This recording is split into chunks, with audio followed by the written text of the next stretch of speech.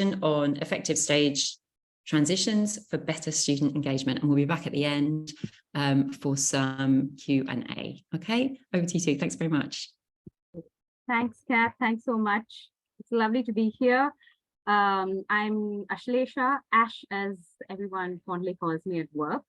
A very, very happy Teachers' Day to all of you. Kathryn and I are really happy to be here, and we would like to share our thoughts on a topic that's dear to both of us.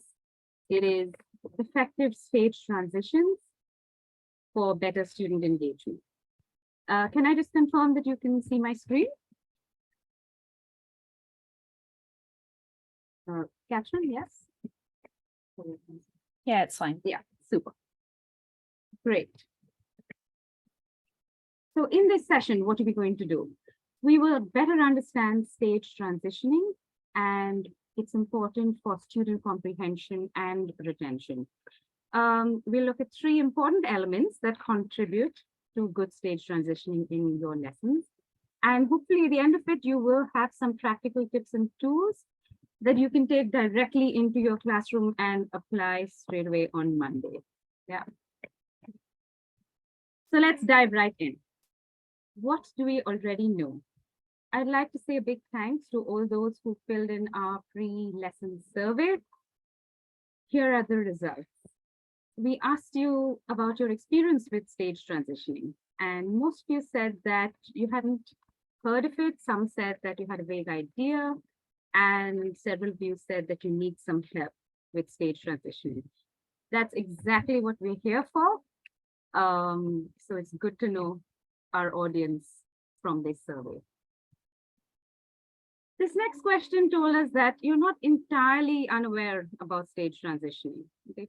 You do use little phrases like, let's move on in your lessons, or we're moving on to the next part, or we don't have much time, let's go to the next section. So this is what we call signposting. It's something that you're familiar with.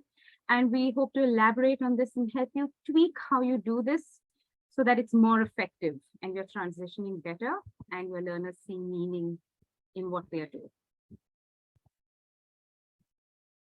So let's look at what stage transitioning is and why it is so important.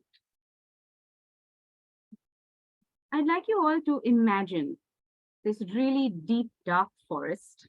Okay, lots of wild animals, really treacherous paths. Okay, and your learners need to get through this. They need a guide. They need someone to help them get to where they need to be. And I say need because they might want to go to different places in that forest based on their capabilities. We hope that the guide helps them learn as they go along.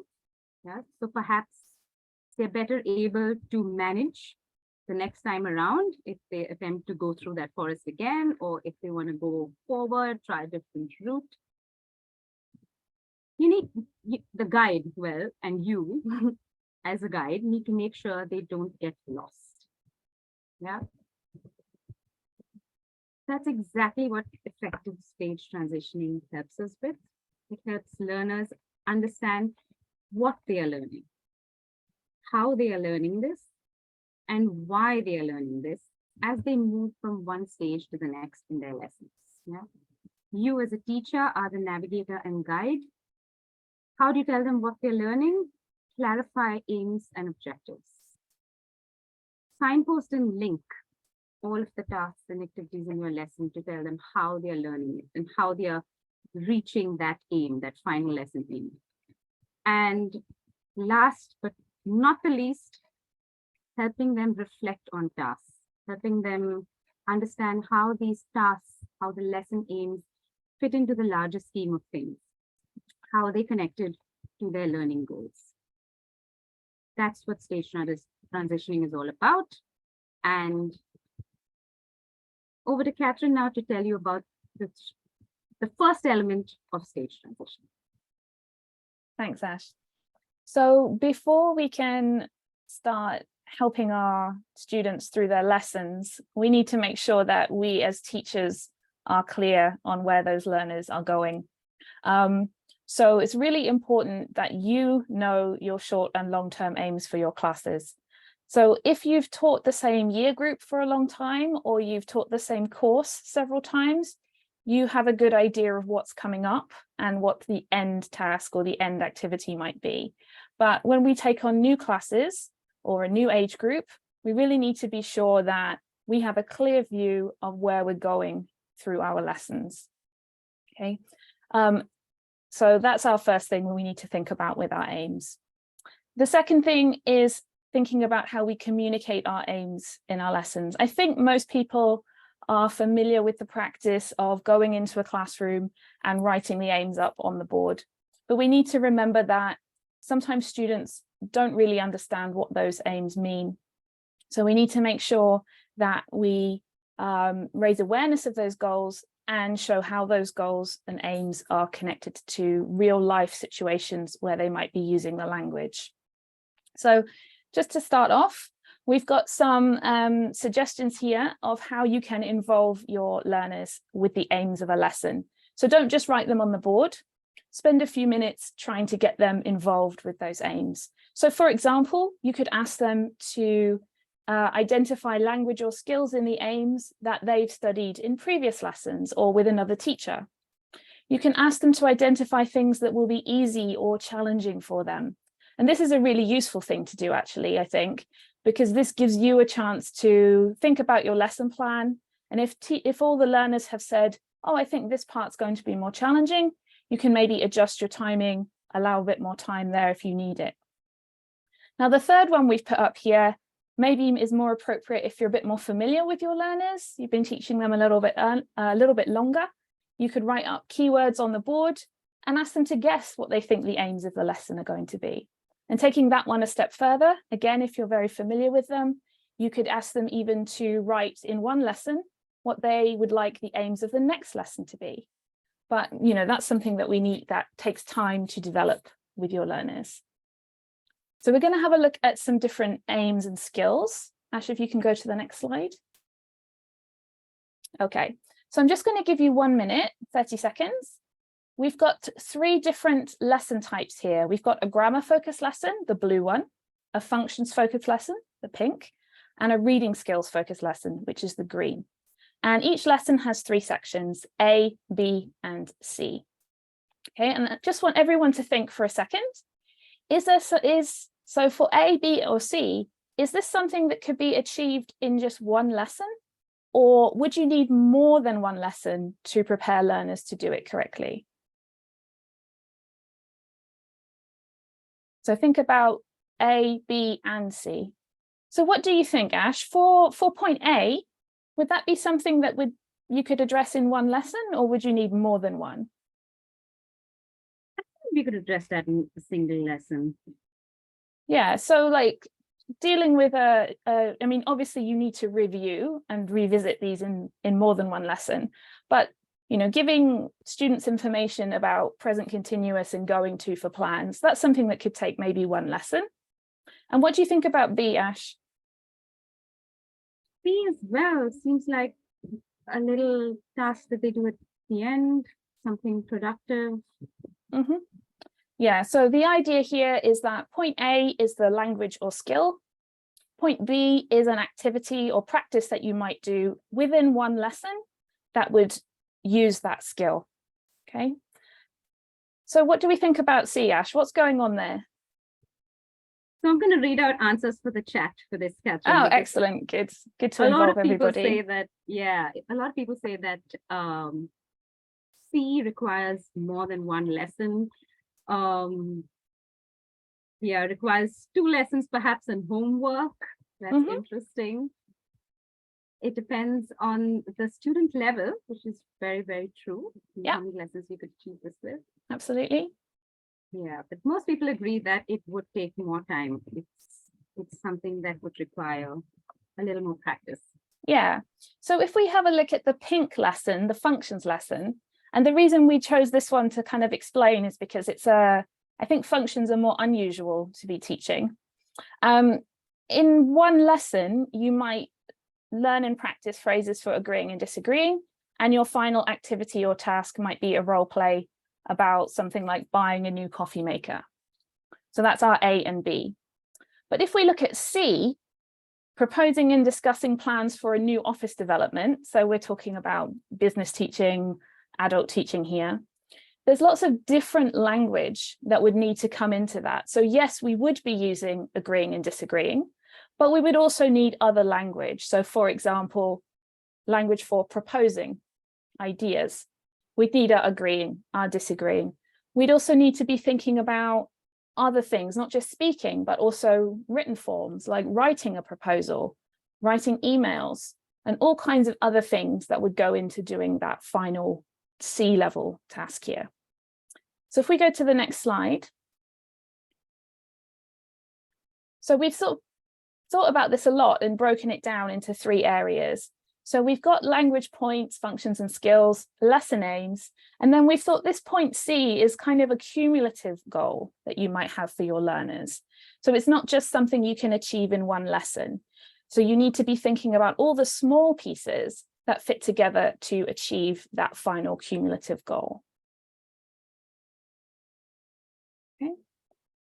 And in order to be signposting that to our learners, sorry, that was my mistake. In order to be signposting that to our learners, we need to think about how we're communicating throughout the lesson. And we'll go over to Ash for the next section.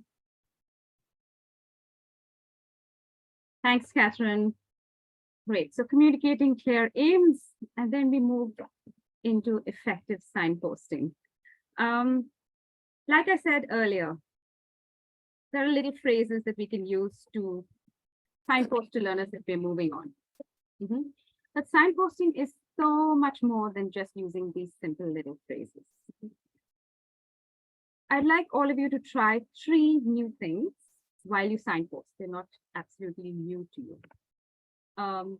Eliciting, linking, and extending. Yeah. What is eliciting and how does it help us signpost? It's just simply asking learners what they've learned in that particular activity. Why do you think they've done a particular task? Discuss how this language point or grammar point could help them achieve the aims of that lesson. So get that information from them. It might give them a little bit of that aha moment. Say, that's why we're doing it. Another thing you can do is just simply link directly. This is great when you don't have much time. You can just tell them, okay, this is what we've done, and this is what we're going to do next. Okay? And here's how it will help in the final task. For example, if you're going to talk about weekend plans, as Kathryn said in one of her little aim sections. The third, and something that I find really interesting, is extending. Yeah, this is getting learners to think about the activity in their own context, helping them personalize it.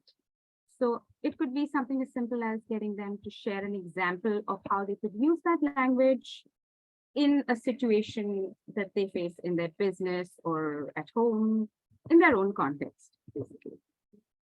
So you're taking that task to the real world, or getting them to do it, actually. This is all well and good to talk about in theory, but how does this work in practice? I'm going to look at Kathryn's grammar aims again. The first one was the language focus, which was the present continuous and going to talk about the future plans. Yeah. The task that they would have to do at the end of the lesson was talking about their weekend plans. So imagine you're teaching this lesson. Those are your aims. And here's one of the little activities that you've done with your learners in class.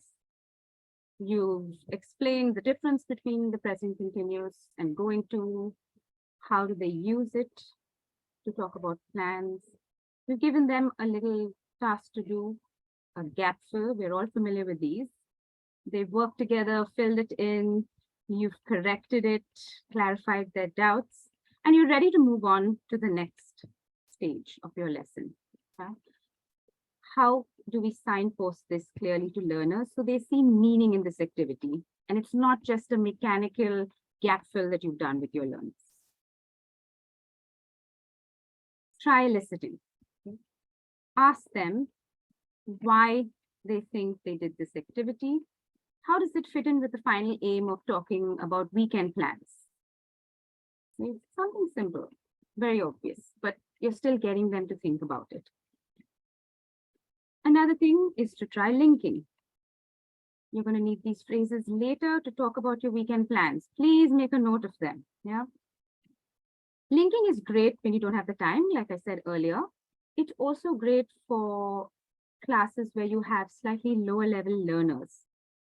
If you try listing with them, that will take you a lot of time. You might not get the answers, or even if they know the answers, they might not be able to phrase them correctly.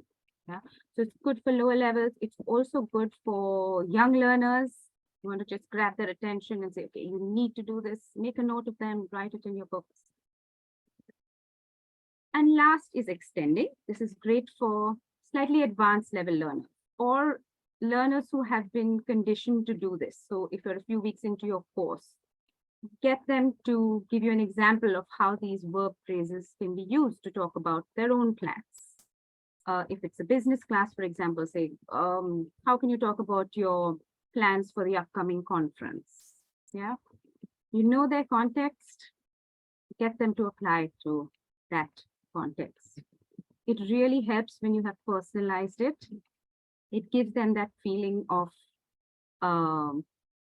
connection, okay, with their real life tasks, and it really will help them see meaning in a simple activity like this.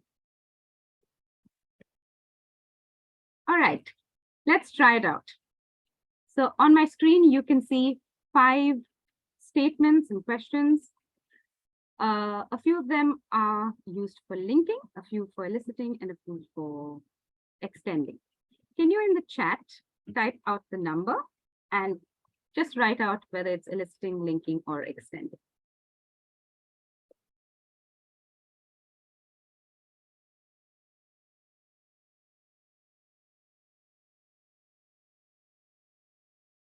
Thank you, Rajul and Reshmi. We have Marie, thank you, well done.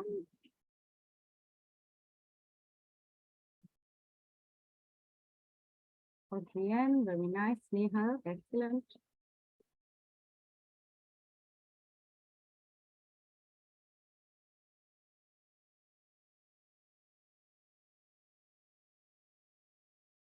Lovely. Looks like I've done a good job. Okay, so on the next slide, you will see these color-coded. The pink ones are the ones used for extending.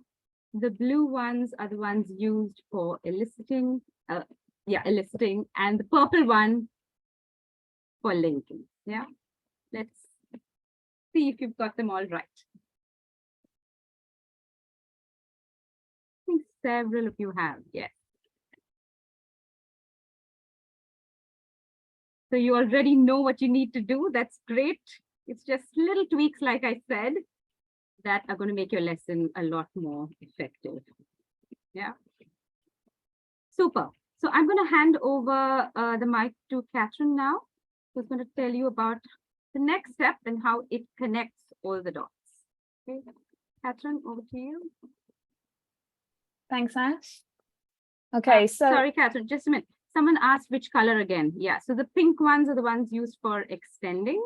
The purple ones are the ones used for linking, and the blue one is for eliciting. Thanks. Go ahead, Kathryn. okay. All right, so we asked you a little, so those of you who did the survey, we asked you a similar question. So I'm going to ask you again, because I don't think everybody did the survey. Do you ever feel like this, any of these situations, at the end of a lesson? You can just say yes or no, or never, whatever you think. Okay. So we chose these scenarios based on our own experience as teachers. Much as I would love to say that every time I teach a lesson, it's perfect and all the timing goes well and everything works perfectly, and I always have time for my reflective stage, in reality, it doesn't always go that way. You know, sometimes we have those days where you can tell the learners are tired, they're switched off. and you just think, oh, you know what, let's just play a game to finish so that they're happy when they finish. Or, you know, you've got quite a complex homework that you need to set up. And you think, oh, you know, it's better to do that because otherwise all the parents are going to be emailing me because their child doesn't understand the homework, for example. I'm sure these are situations that some of us have been in this group. So we asked you about this in the survey, and Ash, if you can show our survey results. Thank you. And one of the main things that came back was that it takes time for students to reflect in class. Okay, that's true. Just remember, the more you do reflective practices and stages, the faster those things will become. And, you know, if you remember to build the time into your plan, then that will help you as well. And the other one that came up is that we often need to remind them of what they did in the lesson. Okay, so hopefully if you start sharing your aims clearly and then using the signposting language as you go through, learners will be more aware at the end of the lesson in the reflection of what they're doing. Okay, so reflection is really important as part of effective transitioning. So it helps students to identify the aims and how successfully they achieved them during the lesson. It helps them understand how lesson activities are tied into those lesson aims and the final lesson task or activity practice. And it also helps them see how one lesson fits in with the larger cumulative goal of their learning. And one thing we thought about when we were talking about this presentation, that sort of reflection is like a stage transition for the whole learning journey. So sometimes it's the teacher's job to set up that stage transition, but with time, and as your learners develop more autonomy, they can transition themselves from one learning activity to another. But we're not saying that this is an easy thing to do. And there's lots of different techniques you can use. We're not going to go into them in this session because Patricia and Ula, who are doing the next session, have got a lot of really great activities and ideas for you. So we're not going to step on their toes or repeat anything, or end up with them repeating something we talk about. So just to remind you that reflection is a really important part. And if we go to our next stage, just remember, which of these students would you like to have at the end of your lesson? Student A, who's not sure why they spent an hour looking at the phrases, or student B, who says, this was a useful lesson. I'm slightly more confident about giving that presentation next week. Yes, just looking at the chat, someone said B, of course. Yeah, it was a little bit of a gimme answer there. I just want to draw everybody's attention to student B. So student B says slightly more confident about that presentation next week. Now, slightly might seem like a negative word, but as we all know from teaching, like big aha moments in lessons are actually quite rare. Making learners aware of how the smaller steps they're taking in the progress of their learning is what reflection is all about. Okay, so making them more aware of everything that goes towards their cumulative goal of learning, rather than kind of waiting for them to have a big moment. We can let them have those small moments every lesson.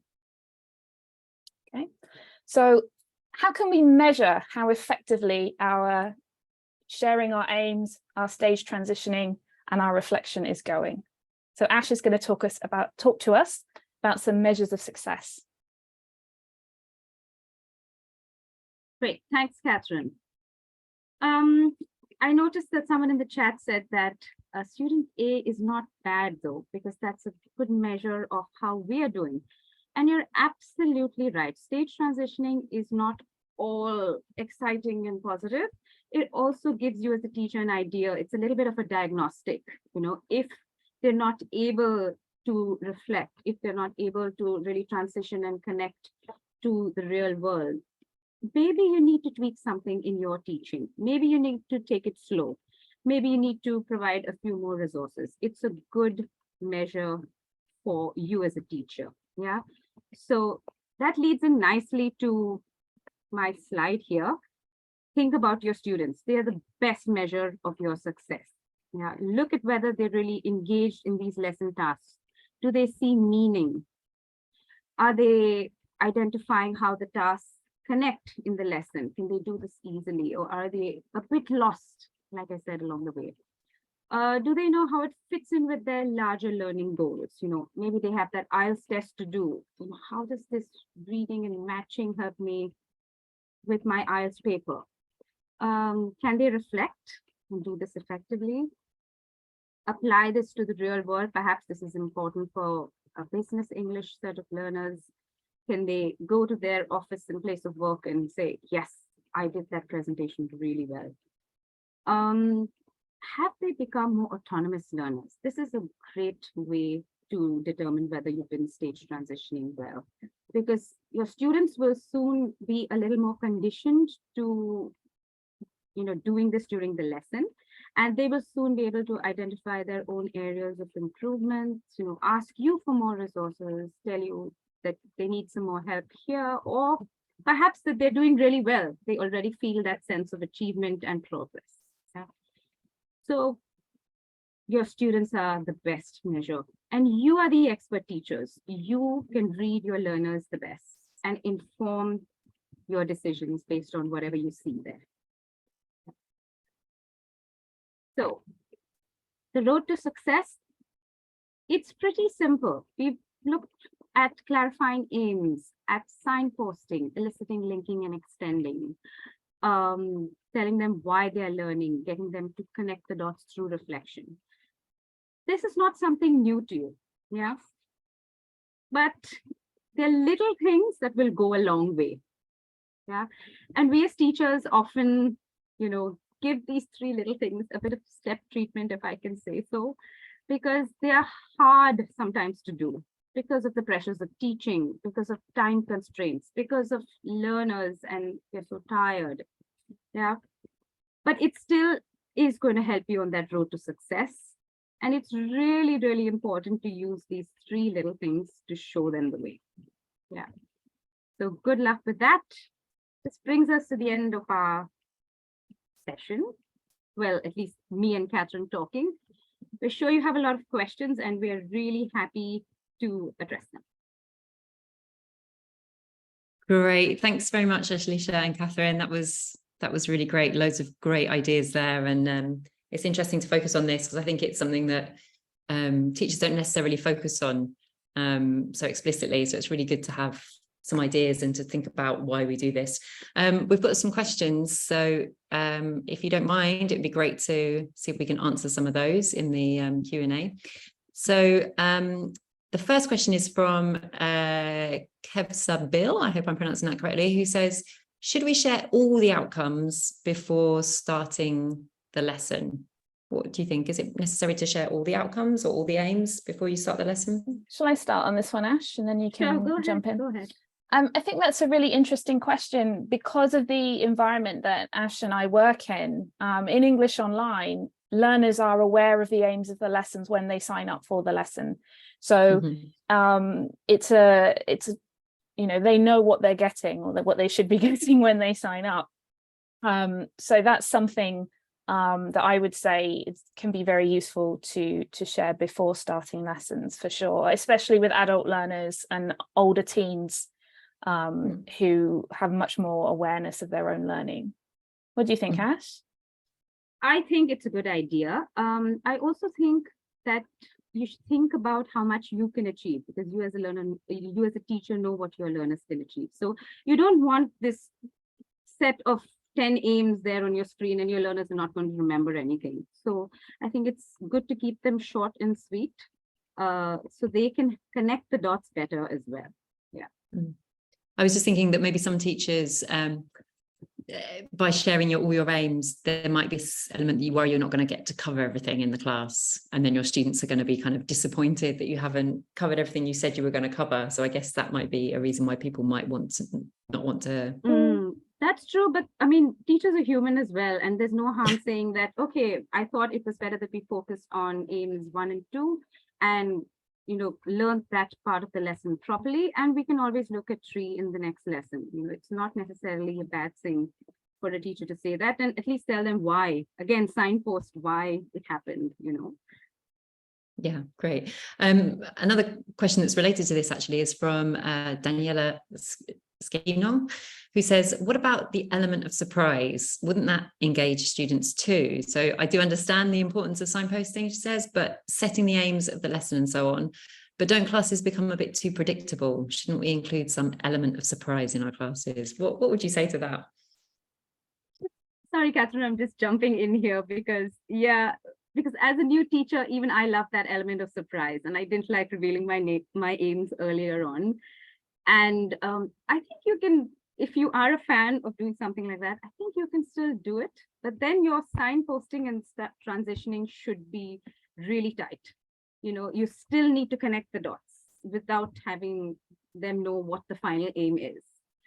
They should at the end of it understand, this is what we did, and be able to go back there and say, that helped me with this, that helped me with this. So I think we don't want to take that away from teachers. It's a personal choice, but stage transitioning can really help you with that if you want to go that way. That's what I think. Kathryn, what do you say? Yeah, I mean, I've had similar conversations with teachers saying, oh, if you write the aims up on the board and it's something the student thinks is going to be boring, then they're going to automatically disengage. And I think that comes back to making sure that aims that you write on the board have a clear connection to real world and real life. So your aim is not, today we're going to practice present perfect. Your aim is something that they can connect to, a use for that language and why it might be helpful for them. And I also think, if you've kind of established a good pattern with your learners, where you are usually sharing aims and you are, signposting well, if you have one lesson now and then where you're like, oh, well, today we've got a bit of a surprise, I think that can increase excitement. And as we said, like that prediction task, write some keywords, get them to guess what you think they're going to do, them to guess, what they think they're going to do. And again, that can kind of bring that element of surprise into the lesson as well. Absolutely. Yeah, I really like that idea of maybe not saying we're going to study the present perfect, but think of a different way to present it that's related to the real world. I think that students find that very engaging. I guess as well, if you have this kind of element of surprise, then you can still do the reflection stage at the end of the lesson, and they can look back and see what they've learned as well. Okay, great. We've got another question here. Well, you've touched on this a little bit, but maybe you could just say a little bit more about this. Mohammed is asking, how can you involve students in the aims? Especially if you have aims that you need to cover for a syllabus, whatever. How can you involve the students in setting aims? Kathryn, do you want to take that? Or I think it really does depend on what your overall aim for your syllabus is. If you're preparing learners for an exam at the end of the term, for example, you are kind of slightly constrained by that. They can't decide. I think I said you could get them to write their own aims for the next lesson. I think you can still do that if you've got syllabus constraints, but this is where reflection comes in as well. If you are, let's come back to our exam syllabus, because I think that might be the most constrained that you could be. If they are reflecting and they're identifying areas that they're finding more challenging in the exam, then you can involve them in the aims and say, okay, we can do more practice in this area, but we still need to make sure that we're covering the other areas as well. We don't want to neglect things just because you feel more confident with them. We still need to practice the speaking, even though you think you've got it. We still need to do that because we don't want to neglect any areas. So you can sort of involve them in that discussion, but ultimately you are the teacher. So you are the one who has got your eye on that ultimate goal. And you, as Ash said, you guys are the professionals, you know what you're going for. So I would say, there are ways that you can do it. One more small thing to add to that, if, like Kathryn said, you get them to talk about an exam-based syllabus, and you ask them what their needs are, and they tell you that it's X, Y, and Z. It's nice to show them your syllabus and say, oh, look, this is exactly what we're doing. You know, this is how it exactly fits in with your learning needs. So you're there and then asking them to share what their needs are. You're tying it in with the individual lesson aims and the learning goal. Yeah. And yeah, the teacher is the expert, and it's very easy to tell them that, yes, you know, these are your immediate short-term needs. But in our experience, we realize that learners doing this particular kind of exam often falter in A, B, and C areas as well. So there's no harm in looking at that. And if you're an expert, well, you're going to feel really good about it. Okay, great. We've got a question from Svetlana about reflection as well. And she's asking, is reflection necessary for year 1 and year 2? She's saying, so 6 to 8 year olds. So I guess with younger learners, is it necessary to do reflection with that age group? I think it depends on how you define reflection. I mean, you're not going to ask them to fill in a survey or something like that, are you? But I think I've taught a lot of year 1, year 2, and even younger. And I think asking them to sort of say what they liked or didn't like in the class, you know, what was fun, what didn't they like so much, that's something that you can start building in. And you know, you're listening to them as their teacher. You're trying to respond to what they think and how they feel about the lesson. I think that can be really important. There's a couple of other questions in the Q&A about using L1. Now, I think the use of L1, you know, the learner's first language, obviously is a personal choice for the teacher, and also depends on if you share that language in common with your learners. From my point of view, I think L1 is a very useful tool in a classroom. And I think especially with the younger learners, you know, your year 1s, year 2s, it can be a really good way to kind of engage them in that signposting. I do understand that some people are in teaching contexts where they're really not allowed to use L1, or it's really discouraged. But I think the thinking on it these days is actually a tool, another tool you can use in your toolkit as a teacher. Did you have any thoughts there, Ash?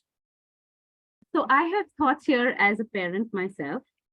And I think, you know, when my child came home from school, the first thing you ask them is, oh, what did you do today? And did you have fun? And usually they were not able to tell me. They said, I had fun, or they think of something really silly that happened, you know, with a friend. But if you are able to leave them or get them to take away just one thing that they've learned, you know, it's going to be great for them to go home and say, I did this, you know. So just from that perspective, it would be lovely if you could get them to do it in the form of a game, you know, this game that you play at the end and say, what did you learn, or in another kind of way. And with learner conditioning, I think it could work even for that age group. Yeah, and it'd be lovely for the parents as well. Yeah, I agree. That kind of resonated with me when you said that. I think sometimes when you say to students, what have you learned today? And you sort of get this blank, they're not able to sort of say what they've learned, not because they haven't learned anything, but just because they're not really aware of it necessarily. So I think, that it's really nice, not just with young learners as well, I think with older learners as well. I think it's good if you can kind of reflect on that a little bit, just so they know what they've done. Okay, we've got a few more questions. Mai is asking, talking about the extending step. How would you deal with individual differences during the extending step? So I guess they're asking what, you know, for maybe mixed ability learners or something like that, like how could you differentiate when you're asking them to extend, or you're using it extending? That's a very, very interesting question, in fact, because all of your learners, especially learners that we have at English Online, come from very different contexts from all over the world with absolutely different aims and goals. So I think it would be nice to do this as a plenary session and get each one to share how it's relevant to their own context. Yeah, so you may be working in different environments, but you still can use this language, you know, in your own specific context. So I think a nice plenary would work, or you could put them into breakout rooms and have them discuss it. I'm talking about an online class. As face-to-face, you can put them into groups and just say, share, you know, it could be a nice sharing session. It could be a good form of peer learning as well, because you're using that language in different kinds of environments and associating it with different vocabulary. So I think that that would be a good idea to do this in little groups or have a plenary session if you have the time. Great, Kathryn, yeah. anything to add? No, I think that's covered it. Yeah, there's another question actually in the chat related to, I mean, you've answered it a little bit there, but do the approaches to stage transitioning vary much when you're talking about online classes and face-to-face classes? I don't really think so, to be honest, because I've worked in both contexts, and I think it's really important to do it in either one. And how you do it is actually pretty much the same, because you can elicit online, you can ask students, to move into groups and extend the task there, getting them to reflect as well. So these are tools and functionalities that you can use. I mean, there are tools and functionalities that you can use in an online class to help you with this, and face-to-face as well, moving learners around, signposting. It's not very different in my opinion. It can be applied across the board. Kathryn, would you agree with that? Yeah, I do agree with that. I think in some ways, maybe online, it's even more important to do it. I think we're all aware that when you're teaching online, often there are learners who have another tab open, their phone is going. If you teach business, for example, you've got people who are in their company and someone comes in and asks them a question and they get pulled out of the lesson experience. So bringing them back in with transitioning and reminding them where they are can be even more helpful online, I think. Yeah, that's interesting. Yeah. Okay. We've got a couple more questions. Orhan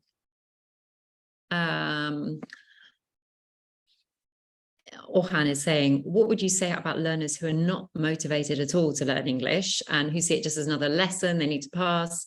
Would helping them see the goals and aims, connecting the dots, if you will, really mean anything to them? Have you experienced a similar situation with very low motivation students? Yes. It's a tough situation when you're in that position. I think it can help. I think it's sort of away from this topic, but helping learners to see how English can connect to their life. And Ash and I yesterday were talking about the idea of like the L2 self. The student envisages who they are in English as opposed to in their first language. And that's not the topic of this presentation. But I think helping them to visualize where English can get them and what it can do for them, even if it's just they can understand a YouTube show a bit better, or, they can, if they like music, they can understand the songs a bit better. I think that that's a way to kind of bring them in a little bit, but it is a really tough situation, I agree, when you have very low motivation students.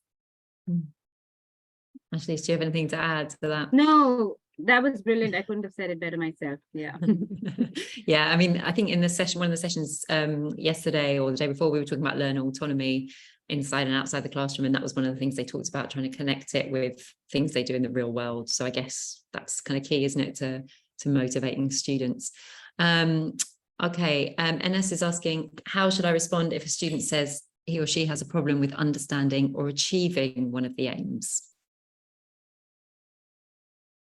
So that's great. That's a good, I mean, they've actually reflected and been able to say, okay, I don't understand and I'm not sure how to achieve the same. So then you can use other simple techniques like, maybe clarifying your instructions, using ICQs and your concept check questions.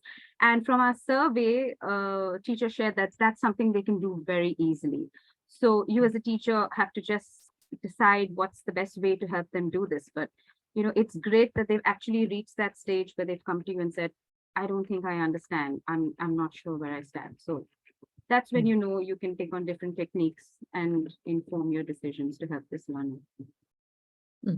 I think that's really good too, because it shows that a good relationship between teacher and student, that the student feels confident enough to say that they don't understand. Yeah. Because often they say nothing. and then they just quietly go away and feel bad about themselves. So if they're confident and comfortable enough with you to say they don't understand something, then you're obviously doing something right there as well. But yeah, I would agree with Ash. And I think also with reflection stages, it's a good opportunity for you to identify those areas that maybe students need more time and more practice, and that allows you to build them into your future lessons as well. Okay, great. Imelda is asking, I think we've sort of answered this, but it's a question that's worth repeating. Can we write the aims briefly? For example, just writing game or role play without writing it in a full sentence?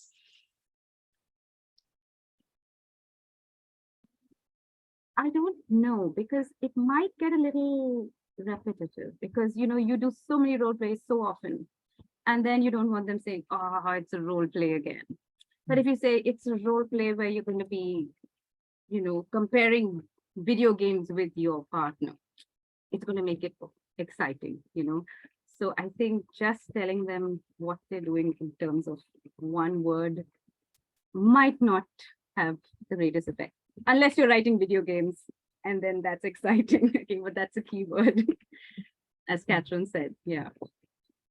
Anything to add, Kathryn?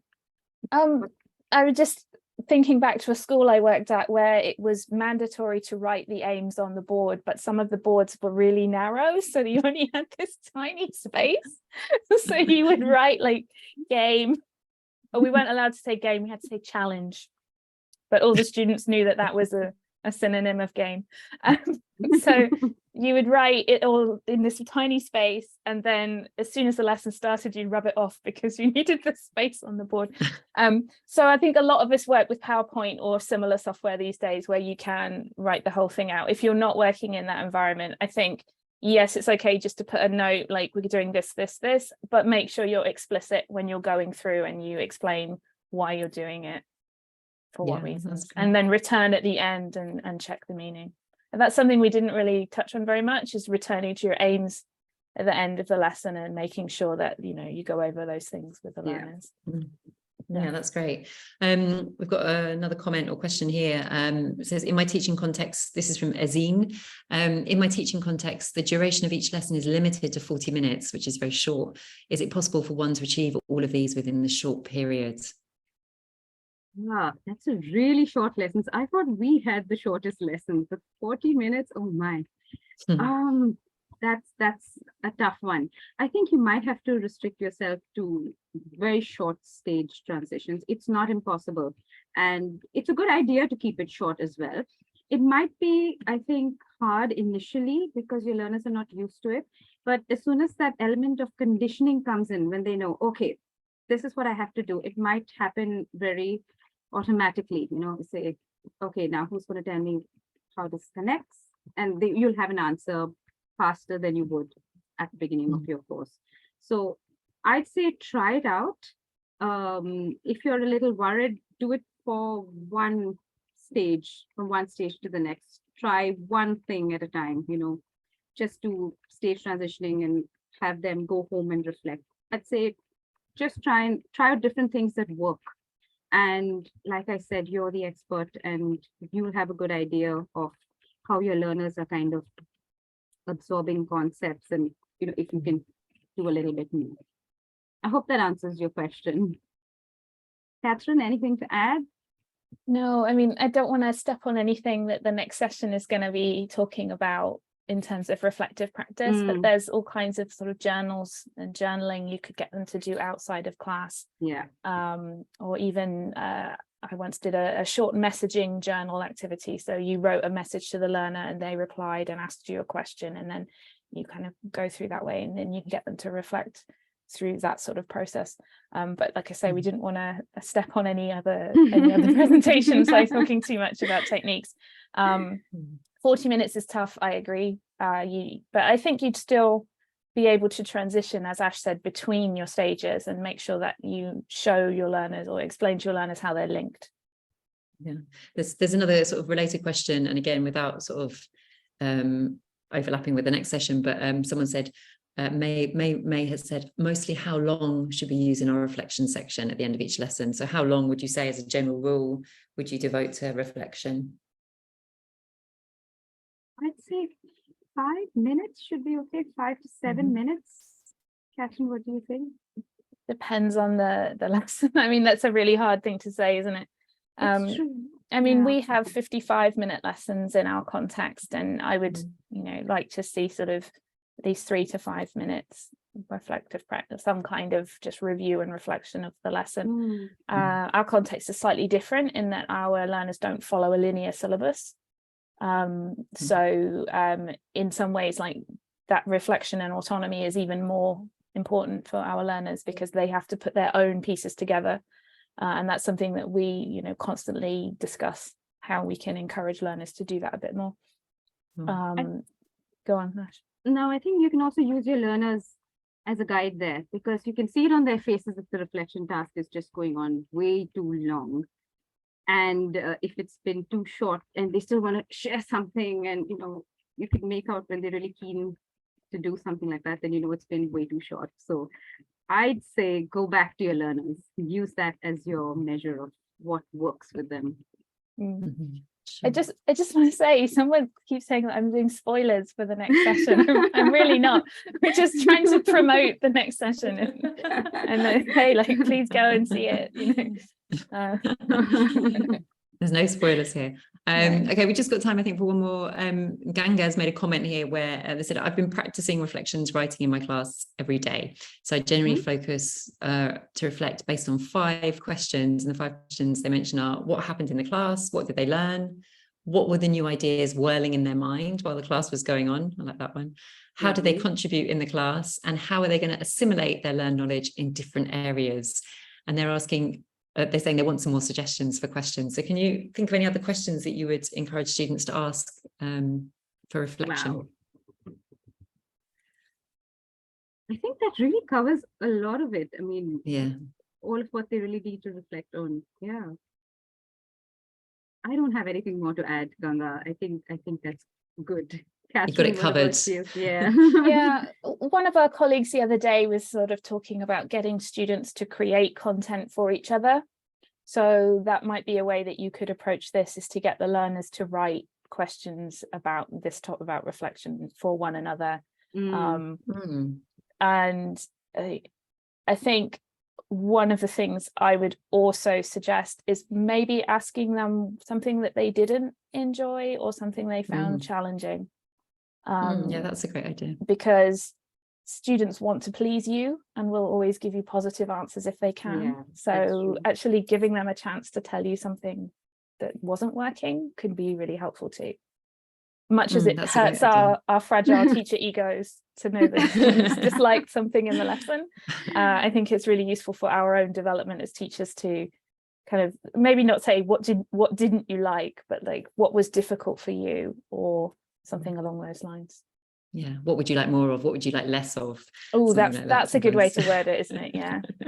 Yeah, that's great. There's some nice ones in the chat. I was going to say, Judith just put some nice ones in the chat. Yeah, really nice. So I'll just read them out. So this is from Judith Corselane. Sorry if I mispronounced your name. I asked students, what did you, the student, teach other students? So that's nice. Or what did another student teach you? Yeah, that's really nice lovely. too. Yeah. Really nice. That's great. Yeah, really great. Okay. Great. So I think on that note, we've kind of reached the end of our time, unfortunately, but thank you so much, Ashlesha and Kathryn, for that session. It was really great and lots of interest, loads of great questions, loads of comments. It's a really engaging topic. You've engaged us with your stage transitions. And so we're gonna, thanks also to the moderators, Paul and Anne, and all the organisers for this World Teachers Day for getting this event going. We're going to take a break now, and we've got that reflective practice session coming up that we've been trailing coming up in like 15 minutes. So it'd be great to see lots of you there. But in the meantime, thank you so much for that session. It was really, really great. And yeah, we'll see you all again soon. Thanks very much. Thanks everybody. Thank you for coming.